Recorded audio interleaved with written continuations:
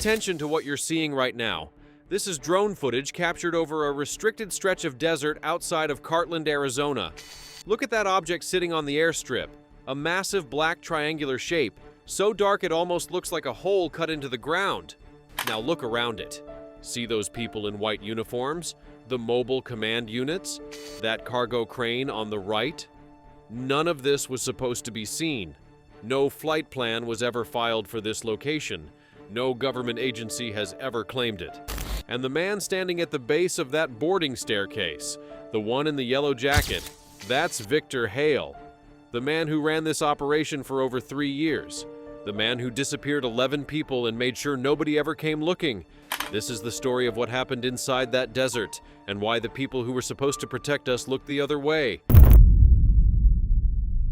You know that feeling when you land a dream job and everything seems to finally fall into place? The salary's good. The work is meaningful. You feel like you're part of something bigger than yourself. For Lena Cartwright, that feeling hit hard in the spring of 2014. After years of grinding through underpaid research positions, she'd finally gotten the call she'd been waiting for, a recruitment offer from a private defense contractor called Meridian Solutions, based out of Tucson, Arizona. Classified work, serious money, the kind of opportunity that doesn't come around twice. Lena was 34 years old, aerospace engineer by training, sharp as a tack, the kind of person who could break down the most complex systems in her sleep. Her husband, Marcus Cartwright, was proud of her. Their 2 kids were young, 7 and 5, and the salary bump meant they could finally stop worrying about whether the bills would get paid on time. For a little while, life felt like it was finally going the right way. But here's the thing about Meridian Solutions. On the surface, it looked like any other defense contractor. Sleek offices, professional staff, government contracts that checked out on paper. Lena had done her due diligence before accepting the offer. She'd looked into the company, read the reviews, even spoken to a few former employees who said the work was intense, but legitimate. What she didn't know, what none of them knew, was that Meridian wasn't just a defense contractor. It was a front. And once you walked through the door and signed that NDA, there was no walking back out again. Marcus later told investigators that Lena had called him the night before her first day, nervous in a way he rarely heard from her. She wasn't nervous about the work itself. She was confident in her abilities, always had been. She was nervous about the secrecy, the NDAs, the way Meridian had made it so clear right from the start that what happened inside their walls stayed inside their walls. It felt a little intense, she told Marcus. He laughed it off, told her it was just how defense companies operated. She laughed too. But something in the back of her mind, something small and quiet, had already started paying attention. Lena started at Meridian in May 2014. The first few weeks were normal. Orientation sessions, security clearances, introductions to the team. She was assigned to a project her supervisors called Project Blackhawk. Atmospheric research, they told her. Cutting-edge stuff. She wouldn't be able to talk about it outside the building, but that was standard for defense work. She didn't ask too many questions. Nobody did. The team she was working with was small, about 15 people in total, mostly engineers and scientists pulled from different specialties. They were all sharp, all credentialed, all hand-picked, and they all had one thing in common. They had no family connections to the military or the government. No one who would go looking if they disappeared. That detail would matter later. For the first 2 months, Lena's work felt legitimate. She was running simulations, analyzing data, contributing to what appeared to be genuine atmospheric research. She was happy, engaged. She'd come home at night and tell Marcus she felt like she was actually making a difference for once. But then, in July, everything shifted. Lena was asked to travel to what Meridian called the field site, a remote location about 3 hours outside of Tucson, deep in the Arizona desert. She was told it was where they conducted live tests, that she'd be there for 2 days, and that she'd need to surrender her phone at the entrance. Standard protocol, they said. Confidentiality. She went. She handed over her phone. And what she saw out there in that desert would change everything. The drive out took about 3 hours. Lena rode in the back of a white transport van with two other engineers from her team, a quiet guy named Phil, who did structural analysis, and a woman called Dana, who specialized in propulsion systems. None of them talked much on the way out. The van had no windows. The air conditioning hummed. Every now and then, one of them would shift in their seat or clear their throat, but otherwise the ride was silent in a way that felt deliberate. Like they all understood, without anyone saying it, that this trip was different from anything they'd done before. When the van finally stopped and the doors opened, the heat hit them like a wall. Lena stepped out, squinting against the brightness, and took in the landscape. Nothing. Flat, cracked earth stretching out in every direction. Not a tree, not a building, not a single sign of civilization anywhere on the horizon. Just sand and sky and the distant shimmer of heat rising off the ground. The field site was a private airstrip, a flat stretch of tarmac carved out of the sand surrounded by nothing but open desert in every direction. No fences, no signs, no indication that anything was happening there at all. But when Lena stepped out of the transport van and looked up, she saw it. The Black Wing. That's what the crew called it. A massive triangular aircraft, jet black, smooth as glass, so dark it seemed to absorb the light around it. It was enormous. The wingspan alone stretched wider than any commercial aircraft Lena had ever seen, and it was sitting right there on the tarmac, surrounded by mobile command units and a small team of technicians in white uniforms, being serviced by a cargo crane that looked almost comically small next to the size of the thing. Lena stood there, mouth open, staring. This wasn't atmospheric research. This was something else entirely. Something that had no business being in the hands of a private contractor. Phil and Dana were standing beside her, and Lena glanced at their faces. Phil's jaw was tight. Dana's eyes were wide, locked on the aircraft, but neither of them said a word. Not a single word, and that silence told Lena more than any answer could have. They already knew. They'd seen it before. And they weren't going to talk about it. A man in a white uniform approached them, clipboard in hand, and guided them toward one of the mobile command units.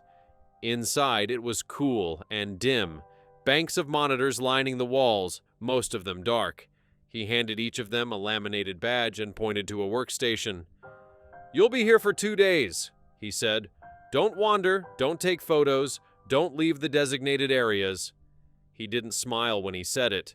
She asked questions, carefully at first, then more directly.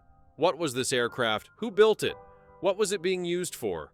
The answers she got were vague, classified, need-to-know basis only. She wasn't cleared for that level of information, not yet. But Lena was an engineer. Curiosity was in her blood. And over the next few weeks, she started paying closer attention to the logistics, to the crew rotations, to the manifests that crossed her desk when she was helping coordinate the field site operations. And that's when she started noticing the names. The manifests were supposed to be cargo logs, lists of equipment being moved to and from the field site. But Lena noticed something off almost immediately. Some of the entries didn't match any equipment she recognized.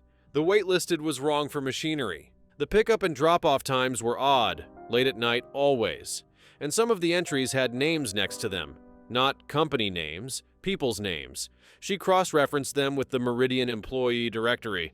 Every single name on those manifests belonged to someone who had worked at Meridian at some point in the last few years, and every single one of them had quietly left the company, resigned, the HR department said, moved on to other opportunities. Clean exits, no drama, no forwarding addresses. Lena started digging. She pulled old emails, old project files, anything she could get her hands on without raising suspicion. And what she found made her blood run cold. 11 people. 11 former Meridian employees, all gone within the last few years. All had been brought to the field site at some point during their tenure. And all had vanished shortly after, their resignations processed so smoothly and so quickly that no one had ever thought to question them. She didn't sleep that night, or the next. She sat in her apartment, Marcus asleep beside her, the kids breathing echoing down the hall, and she tried to make sense of what she was looking at. There had to be an explanation. A rational one. Maybe these people had genuinely moved on. Maybe the manifests meant something else. Maybe she was connecting dots that weren't meant to be connected.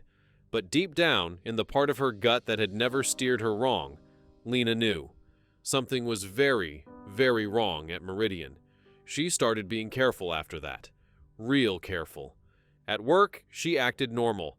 Laughed at the right moments, volunteered for the right tasks, kept her head down in the meetings she attended.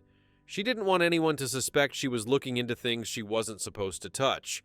But at home, late at night, after the kids were asleep and Marcus had drifted off, she'd sit at the kitchen table with a laptop she'd bought with cash from a thrift store and start piecing everything together. She created a timeline, a list of names, dates, the manifest she'd photographed with her phone when no one was watching.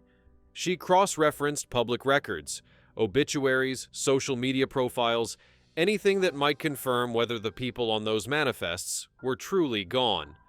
For most of them, the trail just stopped. No new address, no new employer, no trace at all, like they'd been erased from the world. One name in particular stuck out, a man named Thomas Riley, a former systems analyst who had been listed on the manifests in early 2012. Lena found an old Facebook post from his sister, dated 6 months after he disappeared, begging for information. The post had barely any engagement, a few sympathetic comments. Then nothing. The sister had stopped posting about Thomas entirely after that. Lena tried to find the sister's phone number. She couldn't. But the fact that someone else had noticed Thomas was gone, that someone else had been looking, told Lena she wasn't crazy. She wasn't imagining things. This was real. On August 2nd, 2014, she made a decision that would seal her fate. She texted Marcus from her personal phone, the one she kept hidden, the one she'd started using only for communication she didn't want Meridian to see. The text read, "They don't want me to leave. I know what it is." Marcus would later tell investigators that when he read that text, he felt a wave of dread he couldn't explain. He tried calling back, straight to voicemail. He texted again. Nothing. By the next morning, Lena hadn't come home. Marcus filed a missing persons report on August 4th, 2014. The Tucson Police Department opened a case, interviewed him, took a statement. He told them about Meridian, about Lena's work, about the text. The officers said they'd look into it. They didn't get very far. When they contacted Meridian Solutions, the company's legal team responded within hours.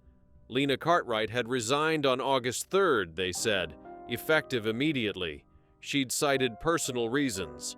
Her final paycheck had been processed. They wished her well and had no further information about her whereabouts. It was clean. Too clean. The kind of clean that only happens when someone with resources and power doesn't want questions asked. Marcus pushed back. He hired a private attorney. He went to the media, told anyone who would listen that his wife wouldn't have just quit without telling him, that something was wrong, that the company was hiding something. A few local outlets ran small stories.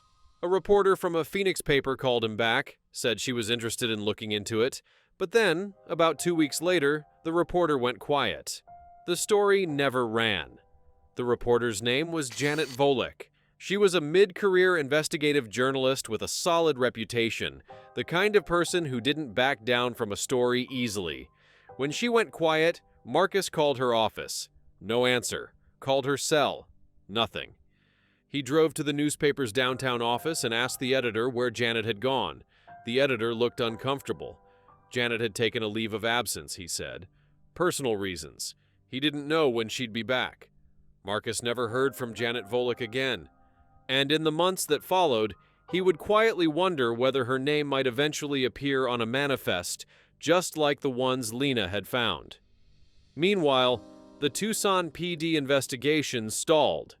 Without cooperation from Meridian, and without probable cause to compel it, the detectives hit a wall. Lena was an adult. She'd apparently resigned voluntarily. There was no evidence of a crime. On paper, everything looked legitimate. Marcus was drowning. He had 2 young kids, a missing wife, and a company with seemingly unlimited resources working to keep the truth buried. He felt like he was shouting into an empty room. But he didn't stop. He couldn't, because Lena wouldn't have wanted him to. The case sat cold for almost 14 months. Marcus kept pushing, kept calling the police, kept reaching out to reporters and lawyers and anyone who might help. But the system had done what systems do when someone powerful doesn't want to be seen. It ground to a halt. Then, in October 2015, everything cracked open. A man named Derek Solano was a freelance drone operator who did contract work for agricultural companies across the Arizona desert. Aerial surveys, crop monitoring, that kind of thing. One of his contracts took him out to a stretch of land about 30 miles from Tucson, and on October 6, 2015, while he was running a routine survey pass, his drone drifted slightly off course. The airstrip appeared on his screen without warning. He almost flew past it. It blended into the desert, no markings, no lights, nothing to distinguish it from the thousands of other flat stretches of sand that dotted the landscape. But something caught his eye. Movement, people, vehicles, and that massive black shape sitting on the tarmac, so dark it looked like a bruise on the earth. Derek's camera was running the entire time, high resolution, aerial footage, captured from about 400 feet up, sweeping across the entire site in one long, unbroken pass. He didn't know what he was looking at. He didn't know who any of those people were, but he knew it was unusual, and he knew he'd stumbled onto something that wasn't meant to be seen. He saved the footage and kept flying. He didn't call anyone, not yet. He wanted to understand what he was looking at first. Over the next few weeks, Derek went back, twice more, on different days, at different times. Each time, the airstrip was there. Each time, the Black Wing was on the ground. Each time, the same crew of technicians moved around it like it was the center of their universe. And on his third visit, he caught something the other footage hadn't shown. A white medical van pulling up to one of the mobile command units. The doors opened. Two men in white uniforms guided someone out. A woman, walking slowly, her head down, her movements stiff and unsteady, like she was sedated, like she wasn't fully in control of her own body. They led her toward the boarding staircase at the base of the Black Wing, and she disappeared inside. Derek watched the playback of that clip on his laptop that night, alone in his apartment, and he said later that his hands were shaking so badly he could barely hold the screen. He'd seen a lot of things in his years doing aerial work, but he'd never seen anything like this. He called the FBI the next morning. The investigation that followed moved fast, faster than anything the Tucson PD had been able to do on their own. The FBI had jurisdiction, they had resources, and the moment Derek handed over his footage, they had probable cause. The drone footage became the spine of the entire case. The aerial shots of the airstrip, the Black Wing, the crew, the vehicles, all of it was cataloged and analyzed frame by frame. The FBI cross-referenced the faces of the people in the footage with databases, employment records, known associates of Meridian Solutions. They identified Victor Hale almost immediately, the man in the yellow jacket, standing at the base of the boarding staircase in the original footage Derek had captured. Hale was Meridian's operations director, the man who ran the field site, the man who controlled who went in and who came out. And then they found Dr. Sandra Yee.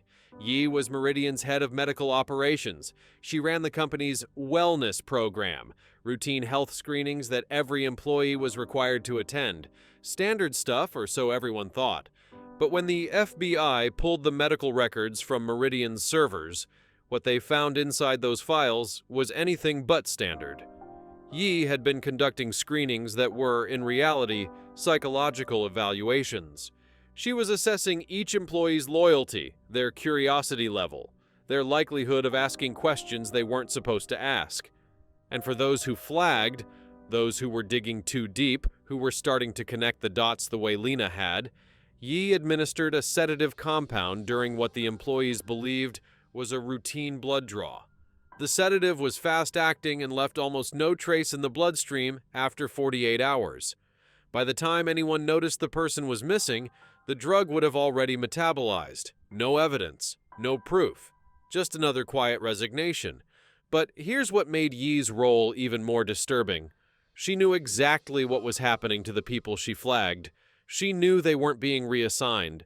She knew they weren't moving on to other jobs. She sat across from them during those screenings, smiled, made small talk, told them they were doing a great job, and then slipped a needle into their arm that would make them disappear. For years, without a single moment of hesitation. When FBI agents confronted her about this during their initial interview, Yi didn't deny it. She didn't cry. She didn't pretend she hadn't known. She simply looked at the agent across the table and said, "I did what I was told." Victor made it very clear what happened to people who didn't cooperate. It was the first time Victor Hale's name had been spoken out loud in connection to the disappearances, and it wouldn't be the last. The FBI raided Meridian Solutions on November 3, 2015. They hit the Tucson offices and the desert airstrip simultaneously, deploying over 60 agents. Victor Hale was arrested on site in the middle of a routine inspection of the Black Wing. He didn't resist, didn't run. He sat down on a crate and put his hands on his knees and said nothing. Not a single word. He didn't say a single word for the entire ride to the Federal Processing Center. When agents tried to engage him, tried to get a reaction, anything, he just stared straight ahead, like the world around him had simply stopped mattering. Dr. Sandra Yi was taken into custody at her home in Scottsdale. She cooperated from the first hour. Within 48 hours, she was giving testimony, detailed, clinical, devastating testimony about every single person she had flagged, sedated, and handed over to Hale for transport. 11 names, 11 employees. All of them had been brought to the airstrip. All of them had been loaded onto the Black Wing. And all of them had been flown to a location that even Yi didn't know, because Hale never told her where the aircraft went once it left the ground. Inside the mobile command units, the FBI recovered transport manifests, the same kind Lena had found months before, detailed logs of every person who had been moved through the airstrip, with dates, times, and medical notes. Lena Cartwright's name was on the list. August 3, 2014. One of the last entries before the operation had been temporarily paused. 2 of the 11 missing employees were eventually found. Their remains were recovered from a secondary location in the New Mexico desert, about 200 miles from the airstrip, identified through dental records. Forensic teams spent weeks processing that site, sifting through sand, cataloging every fragment. It was painstaking work, and it only yielded 2 of the answers that 11 families were desperately waiting for. The other 9, including Lena, have never been found. The Black Wing itself was seized by the FBI and turned over to the Department of Defense for investigation. What it was, exactly, and who had originally built it has never been publicly disclosed. That part of the story remains classified to this day. Victor Hale was convicted in March 2017 after a trial that lasted 6 weeks. The jury heard the drone footage, the medical records, the testimony of Dr. Sandra Yi, and the transport manifests. They deliberated for 2 days before returning a verdict of guilty on every single count. The charges against Victor Hale included 11 counts of kidnapping, 2 counts of first-degree murder, corresponding to the 2 bodies that were recovered, 4 counts of conspiracy to commit murder, and 1 count of criminal conspiracy. He was sentenced to life in prison without the possibility of parole. Dr. Sandra Yi received a reduced sentence of 22 years in exchange for her full cooperation with the prosecution.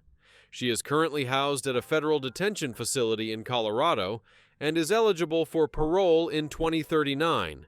Derek Solano, the drone operator whose footage cracked the case wide open, has spoken publicly about the night he first watched the playback of what he'd captured over that airstrip. He said he almost deleted it, almost flew past and never looked back. The fact that he didn't, that something made him circle back, made him look closer, is the reason 11 families finally got answers about what happened to the people they loved. Marcus Cartwright has spent every year since Lena's disappearance fighting for accountability, not just from Meridian, but from the system that allowed it to happen. He's testified before congressional committees, pushed for new legislation around private defense contractors and employee protections, and started a foundation in Lena's name that advocates for whistleblower safety and transparency in classified research programs. He does all of this while raising their 2 children alone, carrying the weight of a loss that has no closure, because Lena's remains have never been found. The 9 missing employees of Meridian Solutions are still unaccounted for. Their families continue to push for answers. The Department of Defense has released no information about the Blackwing aircraft or where it may have transported the victims. That investigation, like so many others connected to this case, remains open. Among the 9 is Thomas Riley, the systems analyst whose sister had posted on social media begging for information back in 2012. The same Thomas Riley whose name Lena had stumbled across during her own investigation. His sister, Claire Riley, attended every single day of Victor Hale's trial. She sat in the front row, didn't move, didn't take notes, just watched. When the verdict came down, she didn't celebrate. She simply stood up, turned, and walked out of the courtroom without a word. In a statement she released the following week, she wrote, "I spent 5 years looking for my brother on my own. Nobody helped me, nobody believed me. It took a drone operator flying off course to do what the system refused to do." Claire Riley has since joined Marcus Cartwright in his advocacy work, and together they have pushed for a federal review of how missing persons cases are handled when private contractors are involved. Janet Volek, the Phoenix reporter who went quiet after Marcus first contacted her, resurfaced 14 months after the FBI raid. She hadn't disappeared. She'd been threatened, directly, explicitly, by Meridian's legal team, and had been told that if she published anything, the consequences would be severe. She didn't specify what those consequences were, she still won't, but she published a full account of the case in 2017, and it became one of the most read investigative pieces of that year. Lena Cartwright was 34 years old. She was brilliant, curious, brave, the kind of person who didn't look away when something didn't add up, even when looking away would have been so much easier. She walked into that job believing she was going to do something meaningful, and she did, not in the way she expected, but in a way that mattered. Because of what she found, because of the trail she left behind, 11 families know the truth. A monster was put away. A system was forced to answer for its failures. Lena Cartwright deserved to come home. She deserved to watch her kids grow up, to keep doing the work she loved, to live the life she was building. She deserved so much more than what Victor Hale and Sandra Yee took from her. And until the day her family can lay her to rest, her story will keep being told.